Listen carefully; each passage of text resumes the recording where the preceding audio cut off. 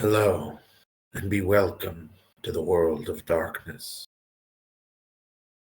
Long ago was it that the sin of Cain spawned the cursed horror that stalks the street at night in search of living blood. The kindred have long been a secret influence through all ages of human history, plotting against one another in a never-ending jihad.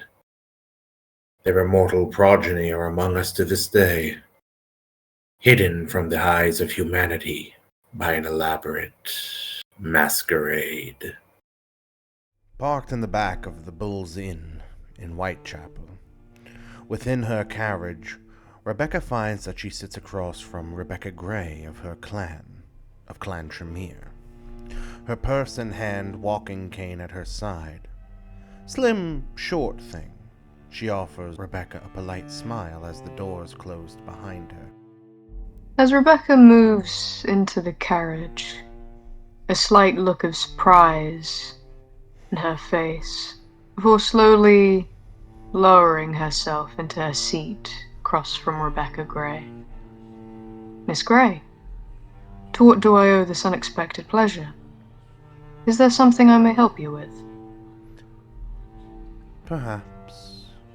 But before we get to discussing that, she motions over Rebecca's shoulder. Do have your man begin driving. Is there a particular destination in mind? She ruminates on this question for a moment, her eyes seeming to shift about the interior of the carriage once or twice before looking back. The British Museum. You can leave me there. Rebecca gives a polite nod, turning to her man, opening the panel on the carriage which separates them. Mr. Kalan, the British Museum, please. As you wish, my lady. Before long, the horse's hooves can be heard as he begins making his way towards the British Museum, leaving the East End behind as the carriage shimmies a little bit. Not by their own action, but by the motion of the carriage which causes their bodies to sway here and there. Rebecca Gray begins to speak, addressing the matter for which she seems to have intruded upon your carriage. My apologies for the intrusion, but when I saw that you were here, I couldn't help but take advantage of the situation. Seeing as I wasn't sure whether I would find you at the Chantry, the museum, or your haven, it felt best to take advantage. Rebecca gives a nod. I understand. Might I ask what brings you to the East End?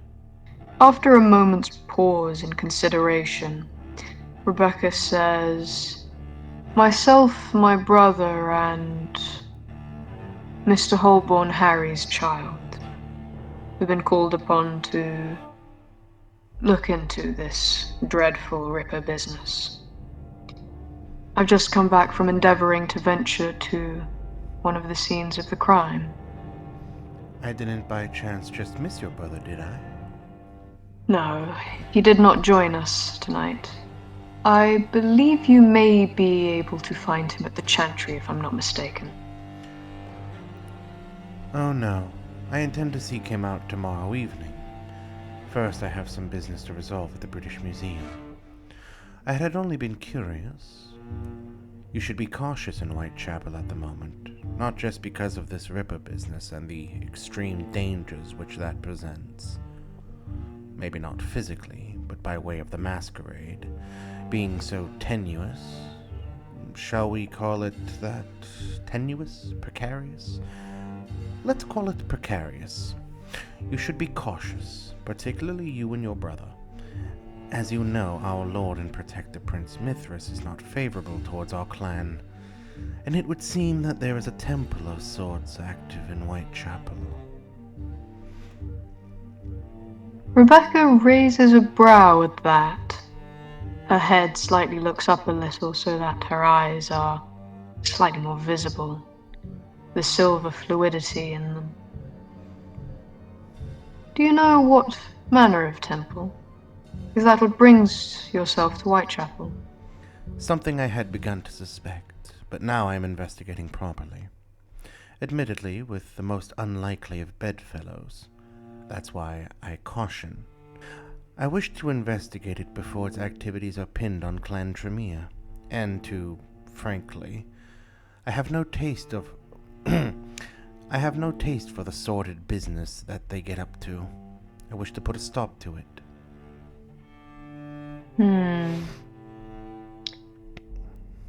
Might I ask what manner of business they involve themselves in? Gray holds up a finger. Before that, an unfortunate formality. As apprentice of the Sixth Circle, I do invoke that you would not speak of this business with any save Bainbridge should he ask. Rebecca nods her head, respectfully. Of course, Miss Gray. With that, Gray lowers her hand back into her lap, jostling slightly as the wheels of the carriage strike a somewhat loose paved stone. It is a cult that seems to revolve itself around prostitution and drug fare. This evening, however, I had begun to discover a bit more. It is very female-centric, this cult, with a great deal of homage given to the Egyptian goddesses. Strictly Egyptian goddesses. Considering my destination, she gestures over Rebecca's shoulder to the driver, with palm up yet index finger pointing. I am sure you can gather why it is I'm going there. Rebecca nods, and for a moment turns her head to look out the window of the carriage, before she looks back. There is something that has recently come to my attention, though I am not certain how connected it may be to your situation. But there are snakes slithering the dark recesses of London. Sedites. You're not the first to bring up the suggestion. I understand perfectly well the practice of calling a spade, but just because it happens to involve cults in Egyptian mythology, I am reluctant to immediately associate it with the followers of Sutek. That is why I am going to speak with Wildem, though I do not dismiss the idea. After all, this is London. There is an obsession with Egypt and Cairo and the like of late. If every single person who happened to own a bauble born out of Egypt was a Setite, we'd be in grave straits indeed. I do understand your hesitance to not jump to conclusions. The need for more thorough investigation, certainly. However, there is a Setite within London, and perhaps you may or may not be more aware than I, that he goes by the name Mr. Ferguson. Gray puts a hand over her chest, her head pulled slightly aback as though she herself is taken aback. Ferguson, a follower of Set. That is troublesome. Frankly, I was not aware. He had reached out to me through an intermediary, suggesting I associate myself with a branch of the Freemasons. I wasn't considering it, but my associate, however, does seem to have gone to see them, and now I can't help but be worried. More distressing, in this part I'm trusting you, is Elizabeth Gray. Rebecca is silent for a moment. Do you trust her in this endeavor? I do, and for the record, I have made a promise that I would not in any way act against her in this, unless need arise. After the fact, should the need be such, what will happen will happen. But as of the moment, our interests align. In fact, we may be able to use this should Ferguson really be a follower of Set. How was it you came by this information? Do you have evidence? During my investigations, I had cast a ritual to scry upon someone, and saw Mr. Ferguson at one of the Freemason gatherings.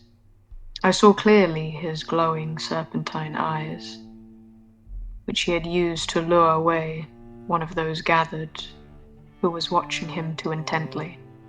Unfortunately, that would not be enough evidence to bring before Lady Parr or Sir Halesworth. Rebecca nods in agreement. Gray, meanwhile, taps her chin. It may also be that he is not a Setite. It may be, in fact, that he is merely a member of their temple, their cult. I suppose that possibility cannot be ruled out. Tell me now, if I was to interfere with Ferguson in any way, would that compromise anything of which you are doing?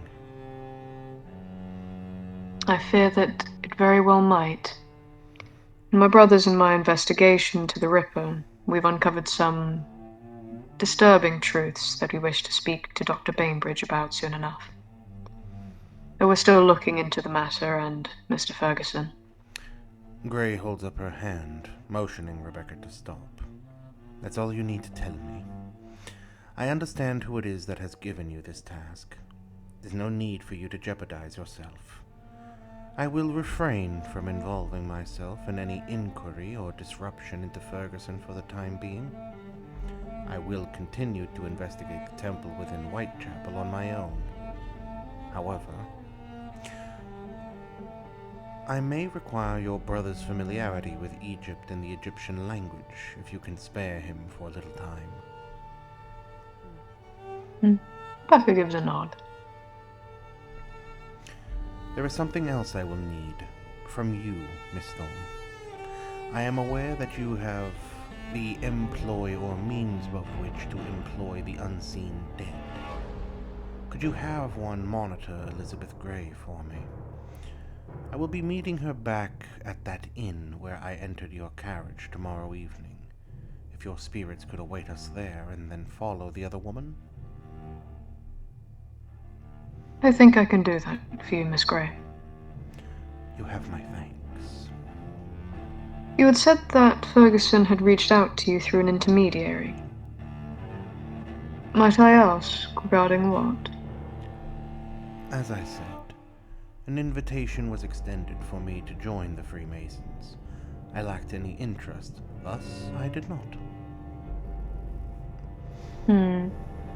Is there anything that you know of him apart from his connection to the Freemasons?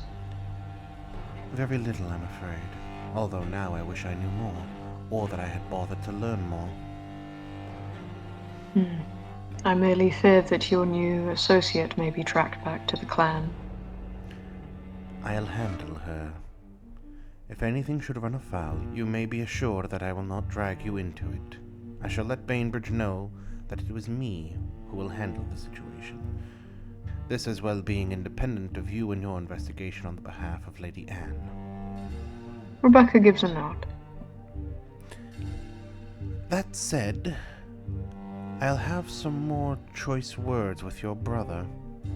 I may even have to request the temporary loan of some of his... Oh, what were the name of them? The Lockmen? That would be correct.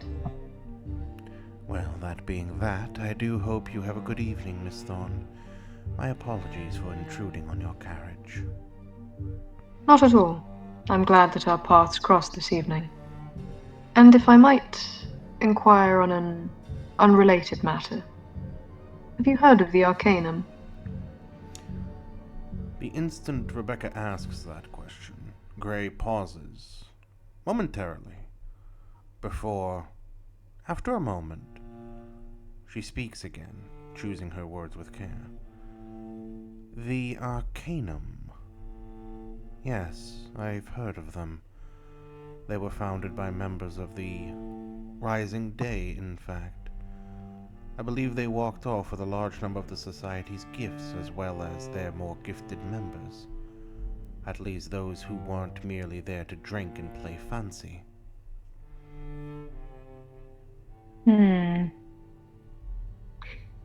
I see. Times like this, I wonder whether or not I should have involved myself more with the socializing of the society.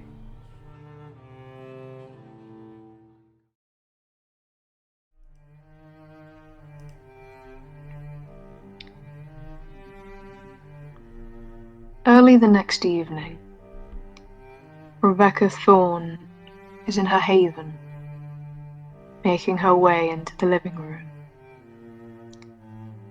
This room is the largest in all the house, with dark green walls, and walking in, the left side is almost entirely covered in bookshelves, filled with books, the occasional painting on the walls, the center of the left wall being taken up by a fireplace. And in front of it, a round wooden table, on either side of which there are 2 green sofas with cushions, and an armchair off to the side. In one of the corners, there is a large grand piano. And the room is interspersed with carpets, tables, and chairs, usually each having a little stack of books on them that Rebecca has yet to put away from reading.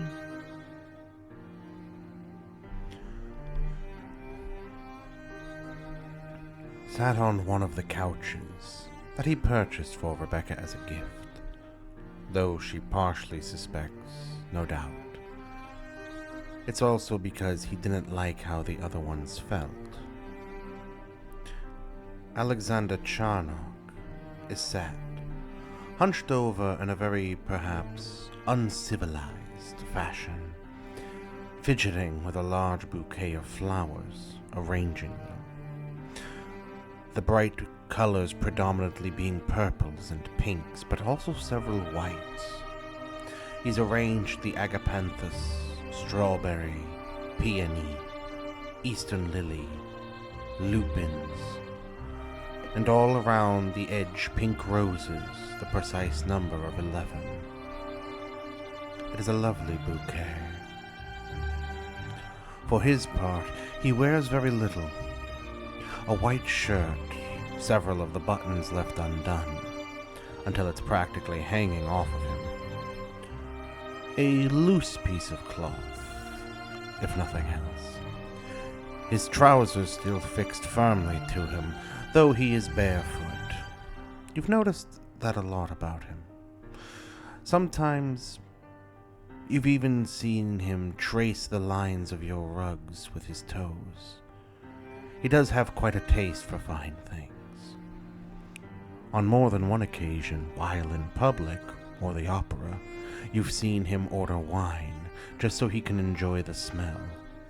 He is a creature of sensation, a creature which doesn't hesitate or withhold his passions. His long mane of blonde hair, somewhat messy, coming a bit undone. His hair is pulled back now, in something becoming a braid down his back, though slightly fallen apart. Though some of the hair falls over the sides of his head, clouding where his ears are, a few loose strands in his face that he doesn't seem to notice, so intent is he on arranging the bouquet, snipping off the little leaves that don't quite fit into place and settling them very neatly off to one side.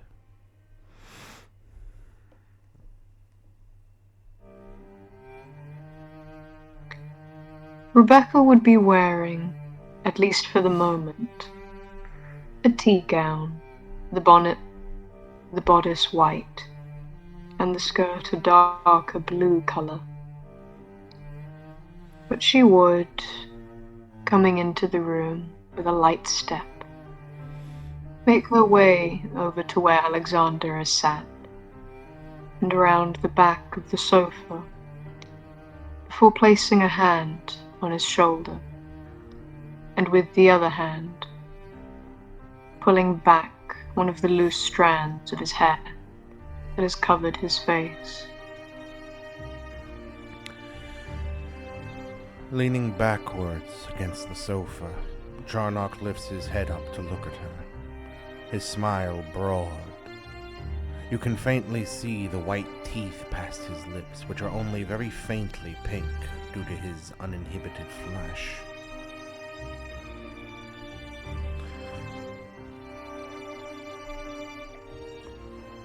At this time of night, Rebecca wouldn't yet put on any sort of hat, so her swirling silver eyes would be very much visible as she looks down at him with a genuine smile.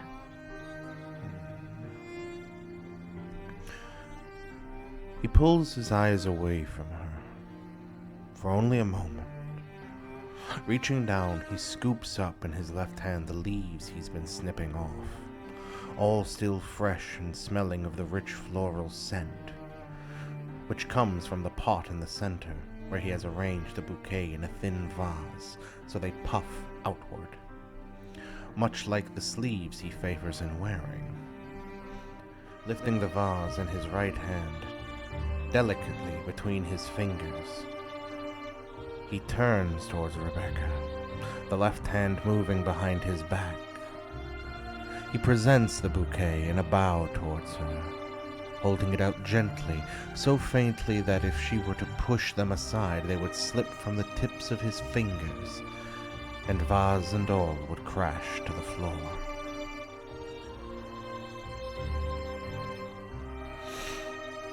Rebecca reaches out for it, taking it delicately, as to not disturb his arrangement of the flowers.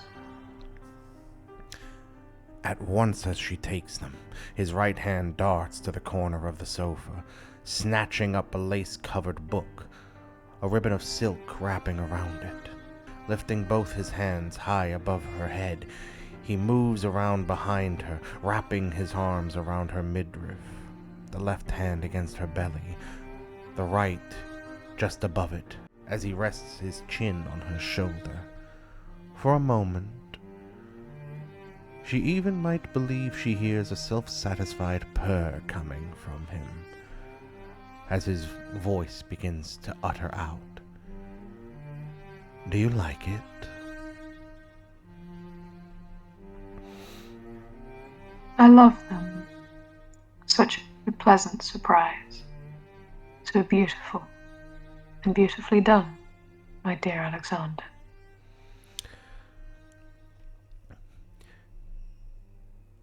Alexander moves his cheek, pressed against the corner of hers. You can feel the muscles in his jaw move as he smiles. You can feel his hands moving. If you were still mortal, you might even feel ticklish. You can hear the pages of the book turning, forcing you to look to the flowers to see properly, as he's shifting through the pages, his middle finger turning the pages with a long, well-manicured finger, until he stops, resting it in the middle of 2 pages. It is a book on the language of flowers, and he is showing her the meaning of the pink roses and its significance and number. Just as you begin to read the words, he lifts his left hand and thrusts upward, throwing out the leaves he snipped off, allowing them to shower gently over the 2 of you. As you look to the book, the meaning of the roses are evident. As pink roses have very few meanings, however, in a romantic sense, you can note exactly where his fingernail points to. They represent a beautiful, fresh love, pureness of emotion, and 11 promises of love that will last forever.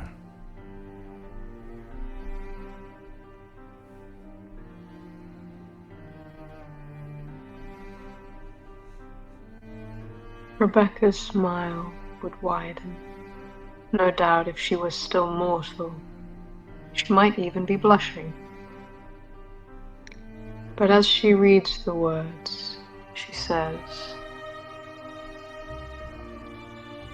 "I admit you have rendered me rather speechless."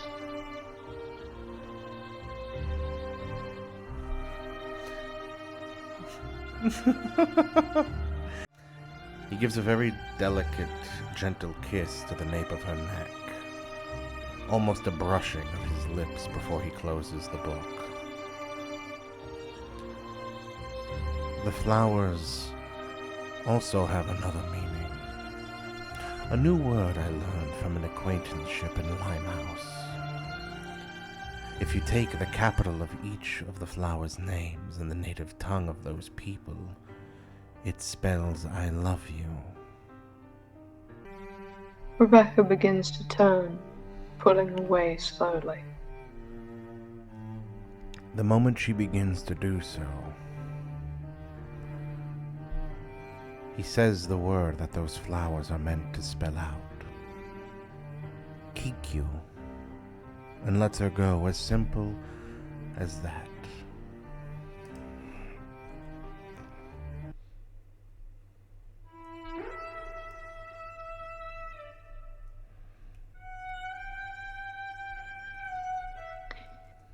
Rebecca would go and very delicately place the flowers, the vase, on the piano. And with a slight smile on her face, as she reaches out to brush her fingertips across those roses. I think a flower's appeal is in its contradictions, so delicate in form, yet strong in fragrance, so small in size, yet great in beauty, so short in life, yet long in effect. She then briefly looks out the window. With all my time spent amongst the dead and the withering, tends to make one appreciate its contrasts. Life so fragile, and love. She looks back to Alexander. So beautiful. The flowers are beautiful, but there is only one rose that captivates me so, that I love so. His right hand on the arm of the sofa, he braces his waist against it as his ankles cross. With love, water is enough. Without love, food doesn't satisfy. Coming closer, he brings up his right hand to sweep the back of his knuckles across her cheek, his thumb and index finger clasping her chin as he closes the distance. Were it that I have always been the rose in your eyes? He pauses a moment, offering a mischievous smirk, like a devilish imp. And yet you insist on driving me to the most damnable of places. You won't stop until my appreciation of the dead is the same as my appreciation of the theater. He chuckles. The things I let you do to me. He returns a very slight bit of her own cheeky smile. Yet, the cemetery. The setting may seem an unusually grim and even ghoulish locale, but there is so much bound together in one place. Then that would explain your eyes. The Chinese say the Milky Way is a luminous river. They call it the River of Heaven. Looking into her eyes, he smiles. The silver stream. So when I hold you in my hands, I am holding the river of heaven in my hands. Bet you God didn't think of that, did he?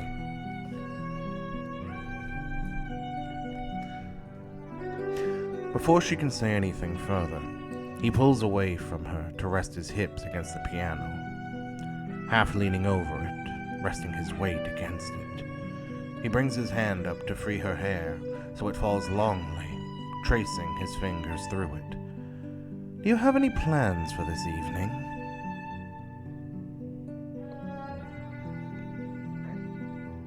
There is a meeting that I need to attend later tonight, as well as a meeting with my brother. She looks out the window for a moment and says, I regret that I'm so often taken from you.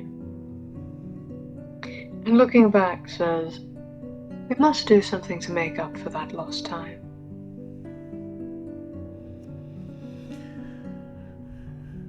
Leaning forward, he pulls at the edge of her robe, revealing her shoulder, which he grazes with his fangs against. Not painfully, just scraping lightly with the edge of his fang, before kissing this very same spot. We should hunt together before you go. Unless you have something else in mind, my dear. I find that far too much of your time is taken by your clan.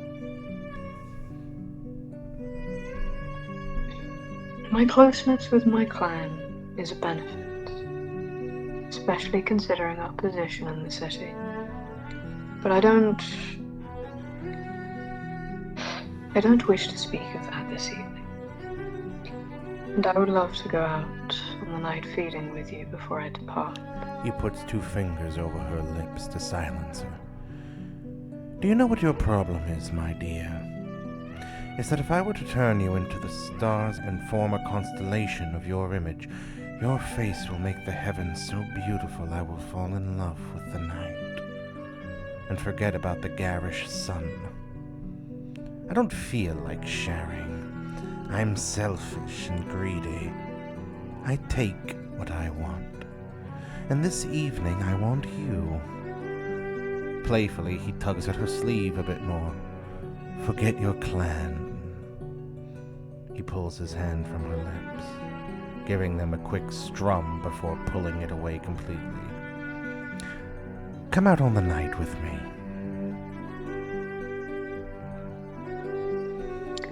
Rebecca brings her hand up to brush back his hair and stroke his cheek. Spare me but an hour, and I am yours the entire night. And what is it you plan to do at this hour, my love? Entertain your brother? No. Very well. 1 hour. I'll wait that long. Make me wait any longer and I'll look for you myself. I know the places where you like to hide, love. I can find you. She brings up a hand to press her fingertips to his lips and give him a kiss on the cheek. No more than an hour. He smiles against her fingers, nipping at them with his teeth. I'm not convinced yet. You'll have to repeat that. He smiles, clearly fishing for another kiss.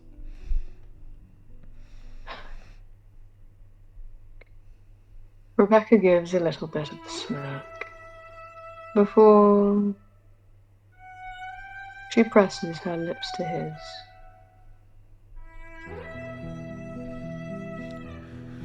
He returns the kiss in full, his hands seeking out her hips as he pulls her against him.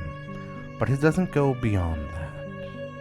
He pulls away respectfully and lifts up his hands to cup her cheeks, his forehead pressing against her own. He smiles, looking into her eyes, watching the swirling silver.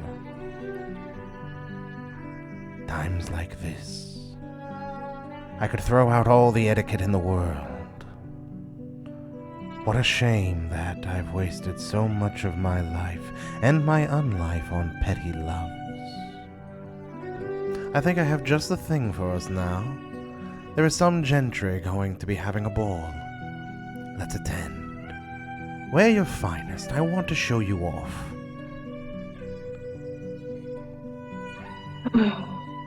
He puts a finger over her lips.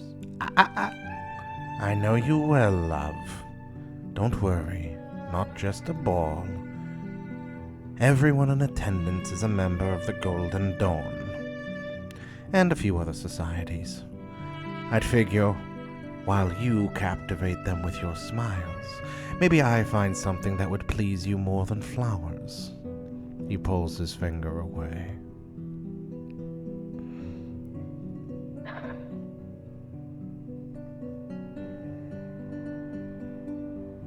You know me too well.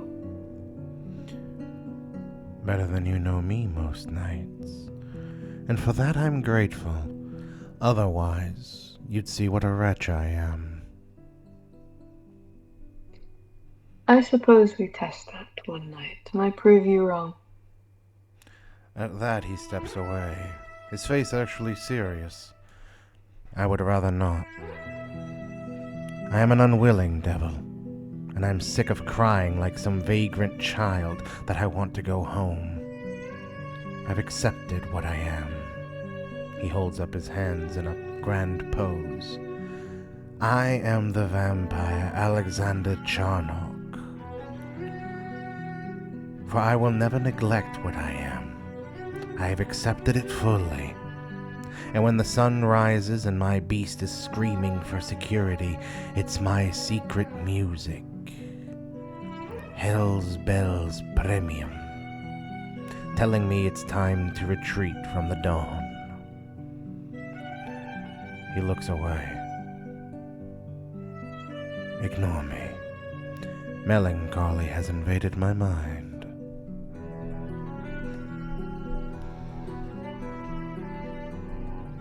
I'm afraid it's quite impossible to ignore you, dear.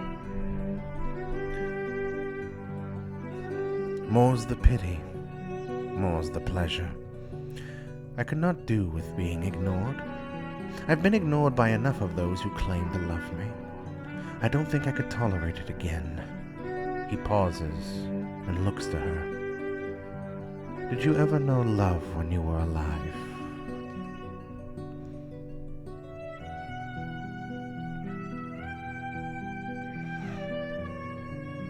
As you might imagine, study had before secluded me from the intercourse of others and rendered me quite unsocial.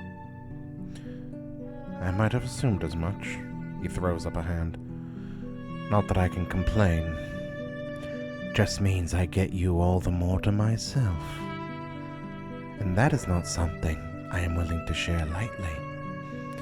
Your brother is lucky I haven't strapped you to my back and pulled you off with me somewhere far to the east where his ships can't find us. And let them find us. I'll sink every one of them. I'll gouge out the eyes of any mortal man who sees your eyes and screams. I don't care. I've worked too hard for a love of my own. I don't plan to let it go. And for the record, he holds up a hand, I never knew love either. I had parents and they were good parents. My father was busy. My mother... She made mistakes. Caused a rift in the family. And when finally I inherited the business, it was after joining my father's enterprise. So I might spend more time with him. So I might be closer with the man who sired me, and yet he died. Seems that was all he could take of me. Walking away, he swings his hand out and turns to her. One thing you need never worry about is that I will ask your hand in marriage. Once was torturous enough. Marriage does nothing but sour. There is a reason why going without something makes it all the fresher when you receive it again. It is why when I come here after not seeing you for 2-3 nights, I can't take my hands off you. I would never want that to change. Marriage brings the despair which comes from familiarity. That's why I never want you to doubt my affections. And I don't think I ever shall. He smiles at that and thrusts up a finger. 1 hour, or I will come find you, my love. I don't care if I terrify the ministers. I'll find you. Starting with that ghoul down at St. Michael's Church. If you don't think I'll interrupt a midnight mass to ask questions, you're sorely mistaken, my dear. It'll be entertaining if nothing else. Hopefully God will forgive me my intrusions. And if you're with your brother, it'll be a scandal that'll make his cheeks pink. And if you're with your clan, well, I'm not afraid of Bainbridge. That's for sure. And yes, you're loyal to your clan, yes, he waves his hand dismissively. But one of these nights, I'm going to find a way to take you away from them, my dear.